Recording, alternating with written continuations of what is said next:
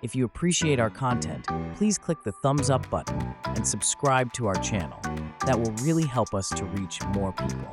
Thank you. So I really love that song, Let Go and Let God. It feels good. Sing it, it feels good to imagine letting go and letting God. But what if I told you all that I don't believe in God? I was raised without a religion.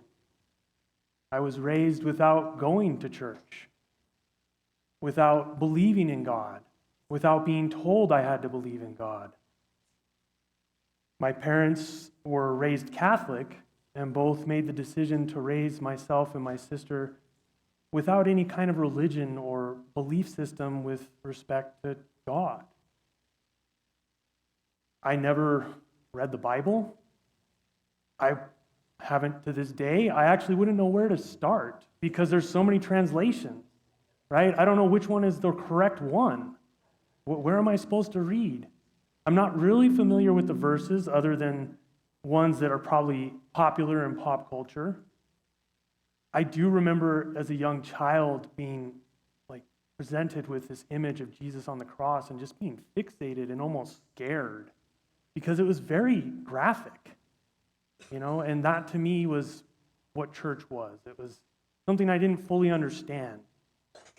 I did go a few times as a kid with friends, and I always felt kind of uneasy, not sure what to do. Everybody seemed to know the songs to sing and what to say and the motions to make, and I had no idea, and I thought, oh my gosh, am I being disrespectful by not doing what everyone else is doing? So I'd try and follow along, but I never really felt comfortable with it all.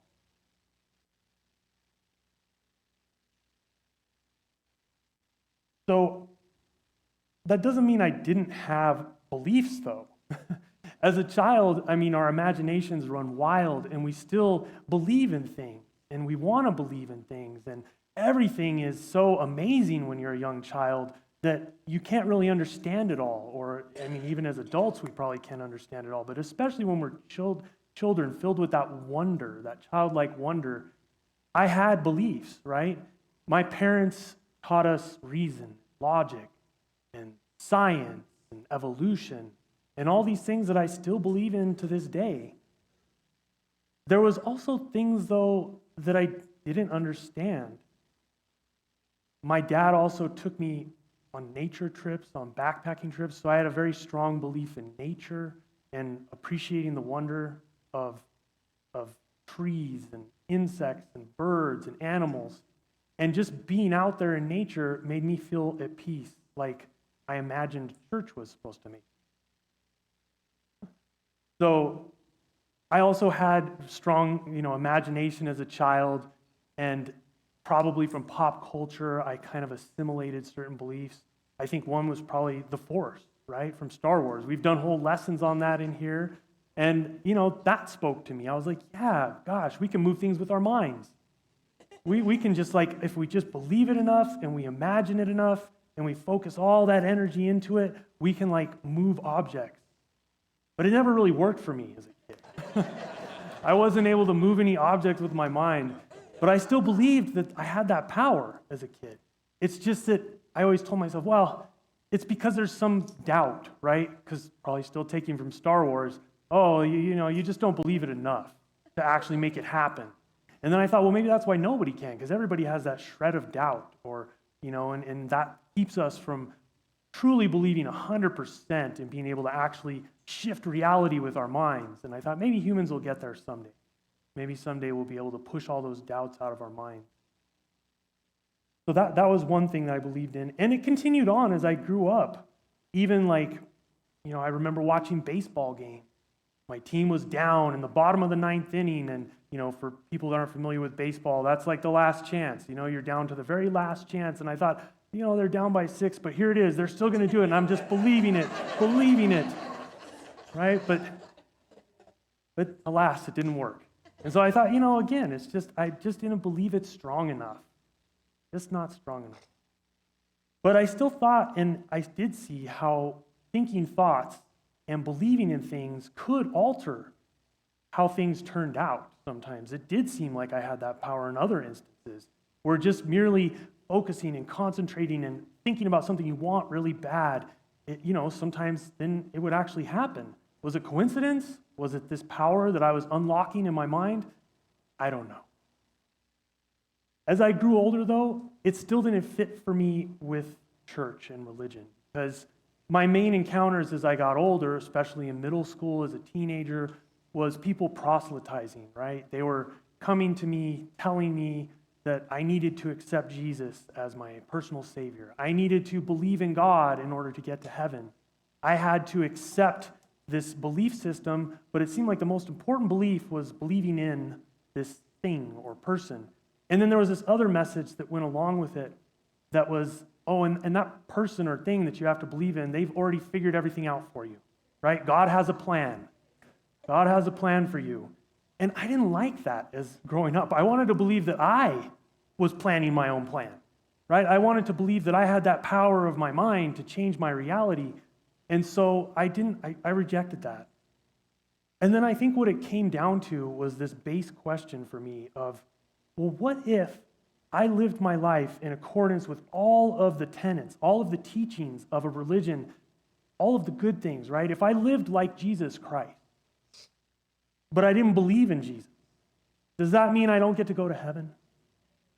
It never made sense to me. I couldn't understand how, if you live your life treating people how they want to be treated and in accordance with your, doing the best and being your best self, that you could still somehow get not allowed into heaven because you didn't believe the most important belief, which is belief in this outer thing that was in power and actually had all the power over you, even if you didn't believe it. So that's where my upbringing was. That's what my ultimate question that I never could have answered by any religion that I went to. And it's not like I sought them out or searched or did a canvassing of different religions, but at least the ones that came to me or I encountered, which maybe wasn't a good sample, right? It was mostly ones that had this message of you need to accept Jesus. And so I didn't really agree with that. So you might ask, what am I doing here? Right? Why am I talking to you all today? Well, that could be a whole lesson in its own. But I don't want to just talk about myself, right? So I think that the short version is that in about 2012, I reached a turning point in my life. Really, my belief system, my logic and reasoning and science and everything, it only took me so far, right? I had challenges that I wasn't able to face in my life, and that eventually when I was turning to face them, I had to draw on something more than just logic and reasoning to get through it. And really, I have to share that the reason I'm here specifically is because during that time of my life, I was focused on saying yes to life, saying yes to things that presented themselves. And one of the things that presented itself was my daughter, Kelsey, saying, why don't we go to church? And I said, why not? Right? Why not? Let's say yes to that. Why do I have to, bring all the baggage that was in my mind about what church is? Let's see what it is for real and actually go there and participate. And we heard about unity, and it was described to me, I think, as a church of positive thinking. That's what it was. So I thought, great, we can't go wrong with that. That sounds good. What harm is there? So that's why we started to come here to Unity. And that's where I started to learn about what unity is. And the first thing I learned was that there was 5 spiritual principles that we have here. And I started out volunteering with the youth and family program. So I'm going to tell those 5 principles as I remember them from that class, which is, maybe there's different versions, but basically, and I remember this from a song, is God is good, so are we create our own reality, we believe in affirmative prayer to connect with that, and we have to take action. And I think it was described as like truth in action brings satisfaction, something like that. Or a song that I sang, I can't remember what it was, but we have to walk the walk and talk the talk, right? We can't just think all these things. So I was drawn in, and you could probably guess which principle I was drawn to. It was that third one. So I'm going to start there with, do I need to believe in God to come to church, right? Because that's kind of the question I've posed today. So for that third principle, I always thought, and I'll call what I used to believe in, as being more wishful thinking. It was more like, imagining that your team's going to win and wanting something so bad, wanting to change a reality that you actually can't change, right? There was millions of other people wanting the other team to win, and, it really didn't probably come down to any of that. It came down to, it happened to be that the wind hit the ball in a certain way, and it turned, and it was a ball and called a strike on accident. I mean, there's so many variables, right? We don't have that much control over things.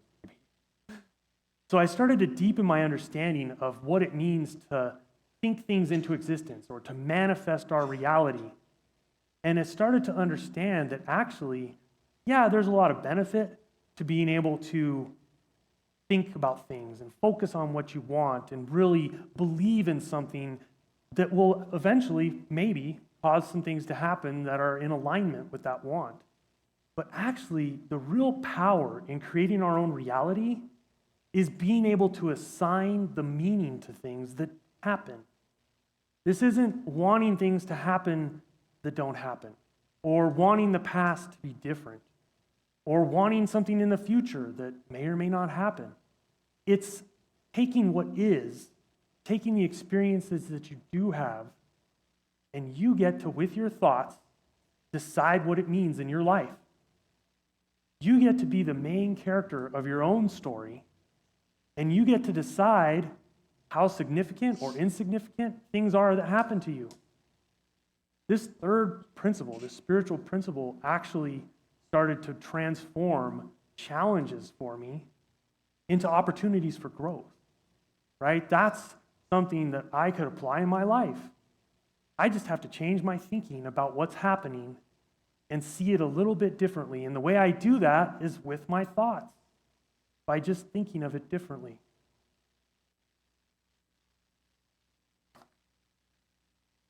So what we think about, we bring about. This clearly aligned with what I already thought as a kid. So it allows us to lean into things that are happening as opposed to resisting reality. As opposed to wanting your team to win and they don't, you can decide what that means. Oh, this is just their starting point for the rest of, their growth. This is just a building period or something. So I started to use that immediately. I started to lean into life. It was already in alignment with saying yes to things and being able to stop resisting the reality that I was in, stop resisting the way the past is because we can't change it. We instead have to decide what the past means and decide that maybe it doesn't have any energy or hold over us. It made me become more aware of what I'm focusing my thoughts on. Am I wishing for reality to be different, or am I affirming that things are as they should be? Hard. And what I found was that my thoughts, I don't know if you all have experienced this, but sometimes my thoughts went out of control, right? Sometimes they went to places that I didn't want them to go. And how do I bring them back to where I want? How do I stop that train from derailing into a place of bringing about things that I actually don't want to have happen, right? How do I stop dwelling? How do I have better self-talk, right? That's this third principle too. How am I talking to myself? Because all those thoughts, all that inner dialogue that you may or may not have, that's all creating your reality too. This is how you're talking to yourself. Are you talking to yourself like a friend? Are you building yourself up? Are you encouraging? Or are you saying things to yourself that you would never say to your friend? Are you saying things that are just rude to yourself? Right? Stop. But it's not that easy, is it? It's not that easy. So that's where the fourth principle comes into play. And it's affirmative prayer or meditation is the way I've heard it described here. It's practicing something to get control of your thoughts. That's really what this practice is. And do you have to believe in God to do that? Well, it is prayer. Does that require a belief in God? Well, I read a book when I first started coming here called How to Pray Without Talking to God. And I kind of borrowed my title from it because it's a attention grabber, and really the whole premise of the book was to do similar to what we did in our meditation today. It's simply coming up with denials that are meaningful to yourself, and then coming up with affirmations that are meaningful to yourself, and then using those to intentionally force your thoughts into those two categories. You can pick a denial. It's something that's no longer serving you. It may be something that you've been telling yourself in your head for a long time, but you can stop that by denying the power of that, by denying that false belief. And then you can fill in the space by affirming what you want. And these don't have to be complicated, right? I used it when I was studying for the bar, when I was going to law school. I would simply breathe in confidence and knowledge and exhale doubt. And I did it over and over and over again. And you know what? While I was doing that, I wasn't able to think about all of the worry, all of the uncertainty, all of those thoughts that were invading my ability to be in the moment. So this can really be any practice, this fourth principle, that brings you into the moment. It doesn't have to necessarily be meditation and prayer, I don't think. Reverend. It could simply be that you are going on a walk. You're doing something that for you brings you into the present time, takes you out of thinking about the past or thinking about the future, and brings you into the now moment that just expands, right? We never actually are in the past or the future. We're always just in the present. And it's just our minds and our thoughts that run away and take us to other places where we're not really there. And that takes us out of the present. So we can't realize and enjoy and be fully there for what's actually occurring in our reality at that time. So, I've tried meditation, I've tried this affirmative prayer practice, tried physical activity, and it all works and it helps. And actually, this practice can be as simple as just recognizing that our thoughts are prayers, right? That's one that I've heard before.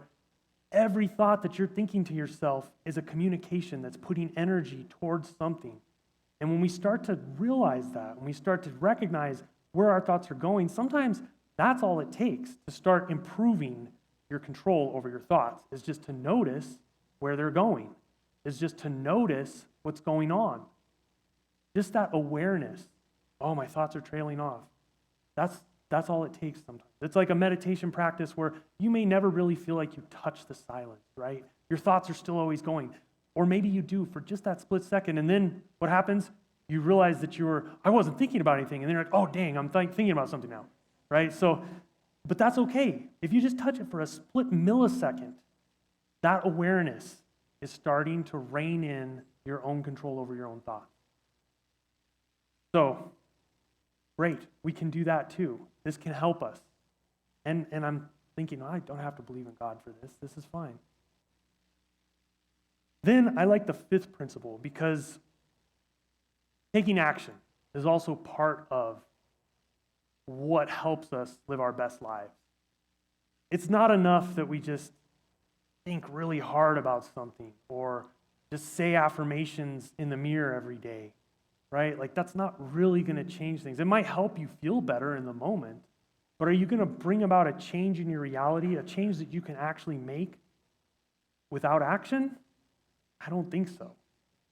And this is a very simple thing. You have to get very clear on what it is that you want. What do you actually want?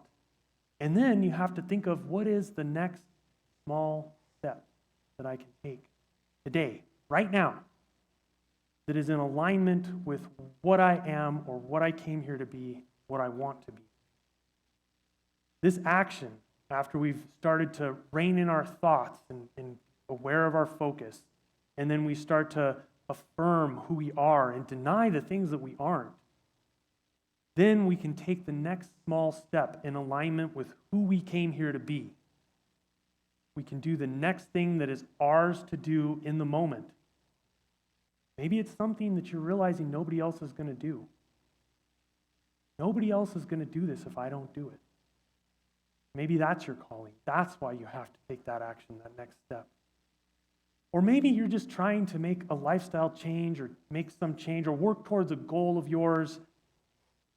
That's where the small steps come in. Because as long as you're taking that small step forward, over time, you can walk a long way. If you just take one small step every day of the year, that's 365 steps forward towards a goal. And that's a lot of steps. As long as you're not stepping backwards. But even if you are, right, be gentle with yourself. Go back to that third and fourth principle don't beat yourself up for it, or at least be as nice as you would be to a friend. And as long as we're taking small steps towards who we came here to be, and as long as we're clear on what it is that we want to be, then we can make improvements that I think have a tremendous impact on the world. And we don't necessarily have to believe in God for any of that either. I think taking action is part of what we can do to impact the world and make everything better. And it doesn't require any set of beliefs. It doesn't require adherence to a certain belief system or accepting a God. You can just act in alignment with what is best, as long as you're clear on it. And that doesn't mean that there's not competing views in the world, right? There's lots of ideas of what's right. But we can't really just be an observer without impacting what we're observing. And this is borne out by quantum physics even, right? It's the particle or the wave. And which one it is depends on if you're looking at it. So none of us are blessed with being able to just sit back and observe, because everything that we're looking at is being affected by us. We're having an impact in the world. And how are we going to show up? What actions are we going to take? What's the next small step that is mine to do in this moment? That's what I believe the fifth principle is. So, then we come to the first couple of principles, right? Which in the children's song was, God is good and so are we. I think that some of this comes from a rejection of the idea that we're born in original sin. So I like that. I don't like this idea that we're starting from a deficit. It's more like we're children and we have a blank slate. And all we can do is go up from there or maybe down. But at least we're not starting down, right? So I think I could get into that. And then the second one, I think I take both of these principles together because it's really that God is in everything and everywhere present. And it's inherently good. So we're God? Is that what that is? And I started to understand that more the more that I came here and started to really wrap my head around what does believing in God mean in unity. And what I have understood is that we don't believe in a traditional God, the God that is outside of ourselves, that is judging us, that is gatekeeping heaven and hell, that's telling us what we have to do, that has some grand plan for us. We're actually all architects of our own plan. Because all those capacities that we've seen for the highest good are in us.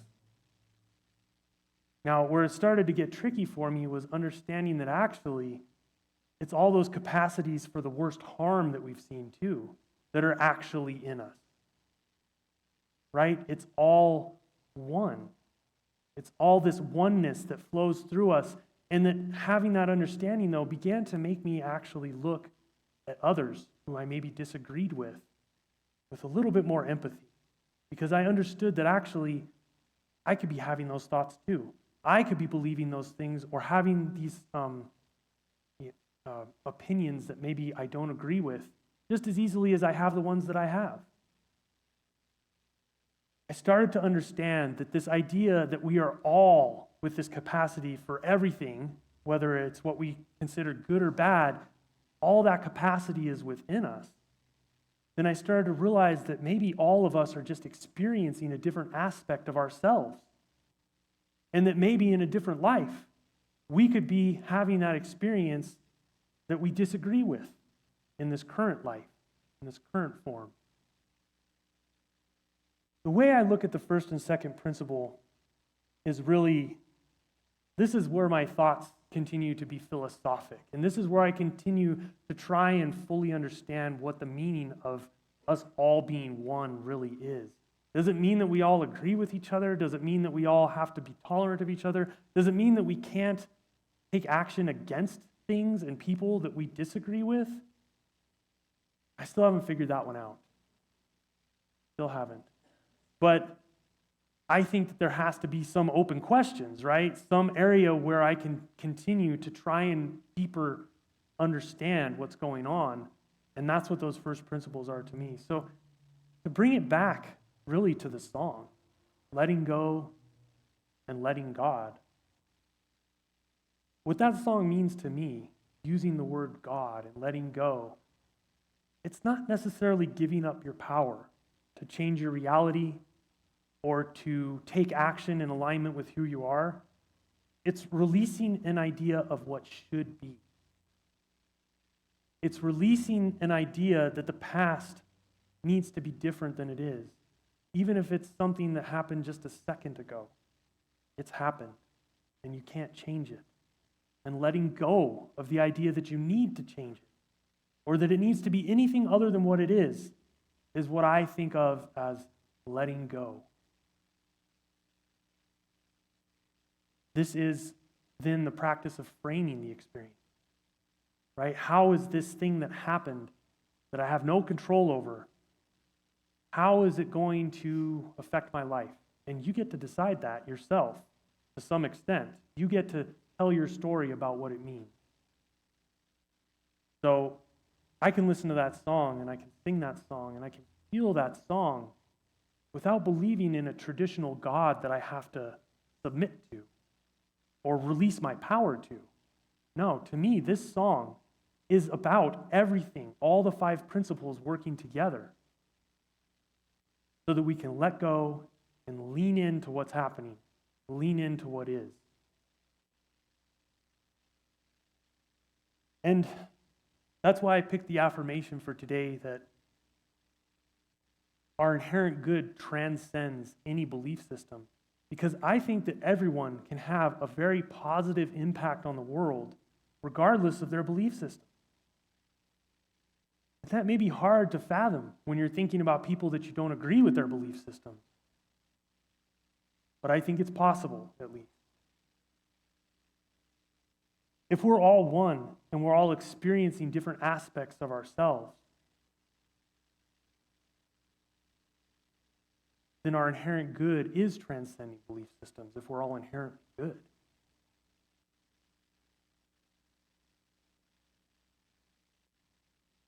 So, I don't think I have to believe in God in a traditional sense. I don't think I have to have any one defining belief be present for me to have a positive impact on the world. And that's why I'm here at Unity, because there's some additional power that can be gained when we do these practices together, when we think together, when we all sit and potentially meditate together, when we all focus our thoughts, our energies on the same thing in alignment with who we are. There's a lot of power in that. And that's why I come here, because there is no required belief. Only useful practices and concepts.